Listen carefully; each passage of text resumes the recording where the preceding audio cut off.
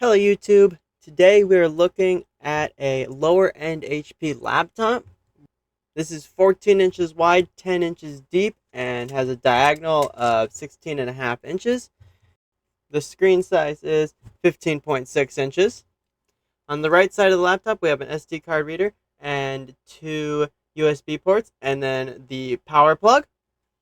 It uses a 45-watt charger, and even though it's only 2 years old, it does not charge with USB-C. It charges with the HP plug plus this extra cable and all that going on there, instead of doing just something simple like one of these 45-watt wall adapters with a USB-C cord. That would be the easy way to do it, but it's HP, so why be easy? On the left side of the computer, we do have a USB-C. There is an Ethernet port here, HDMI, and headphone jack. Nothing on the front or the back. This laptop does weigh 5 pounds, which is as much as my gaming laptop. However, there is a lot less going on under the hood on this thing than my gaming laptop has. I'm hoping at this size, there'll be a lot more upgradability underneath this cover, because recently I took apart the HP Stream, which had a 14-inch screen, so an inch and a half less than this, and there was nothing under the cover except the motherboard and the battery. Everything was welded to a motherboard that was about this big. There was no fan, no vents, and then there was a battery here, and that was it. And I was gravely disappointed, so much so that it wasn't even worth my time to do a YouTube video and edit and upload that. One of the things I cannot stand with HP laptops is they hide the screws underneath their rubber feet, and then you have to cut through the tape to get to the screw. I don't know why they have to make this so complicated. It's not like they hide all the screws, because there's still screws here on the front.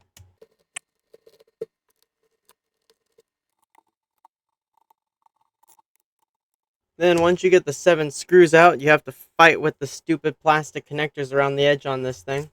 It's not easy at all.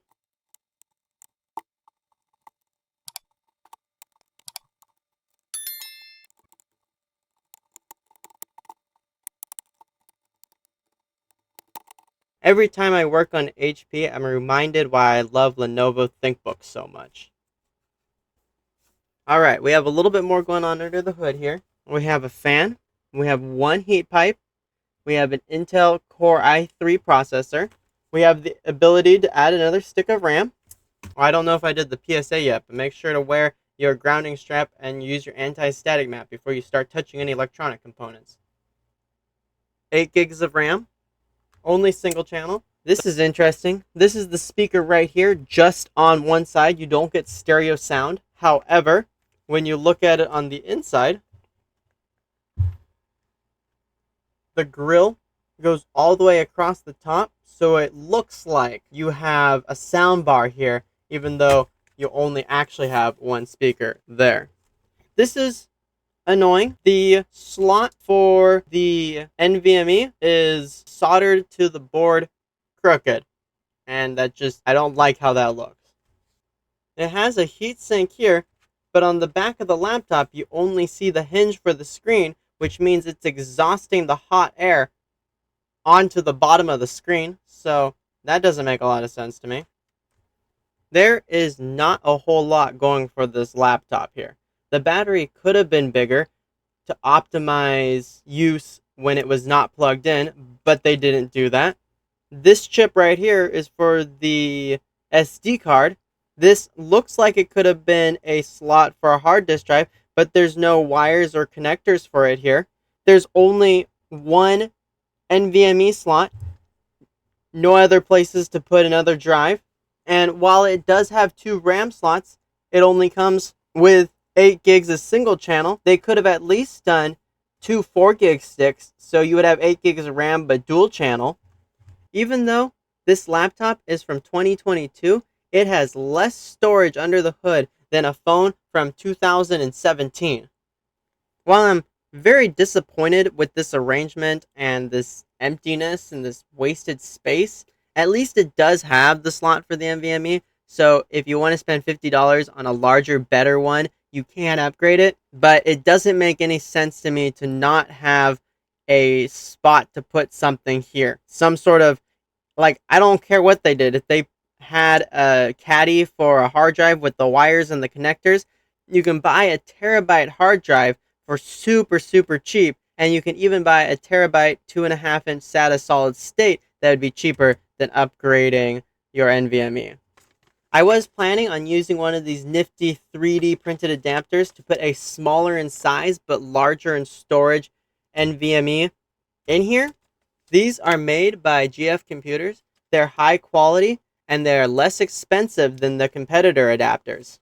The last computer I upgraded, I made a comment that these adapters are nearly perfect. The only complaint that I have is that GF Computers doesn't ship to military bases. And then after I made that video, they updated their shipping policy to ship to FPO, APO, military post office addresses.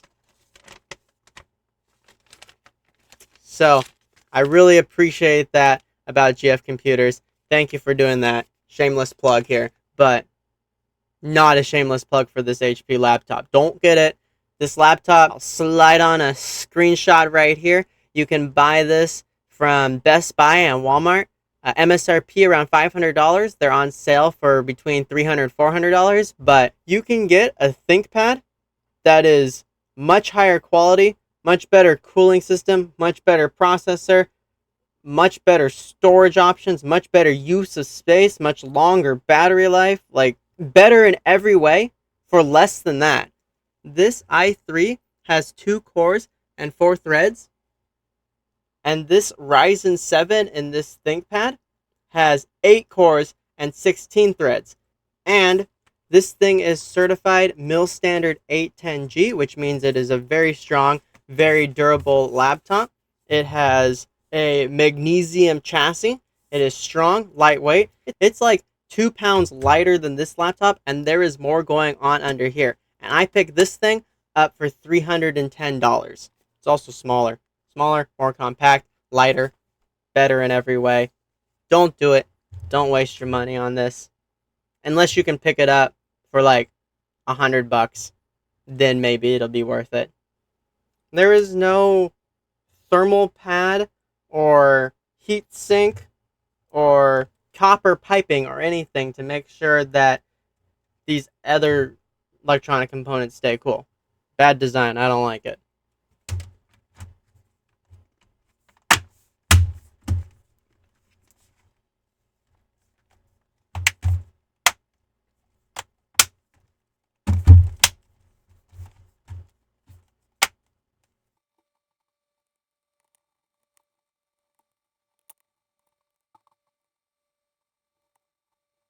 This is so dumb.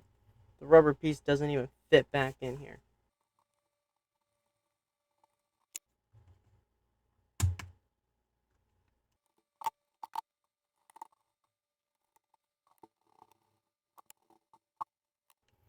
The problem with hiding the screws underneath these rubber feet is eventually the feet won't stick anymore.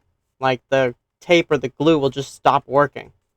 If you make a laptop with only 5 screws and you don't have to undo the rubber feet every time you want to take it off, then the rubber feet will never fall out. They'll just stay there and stay stuck like they're supposed to be.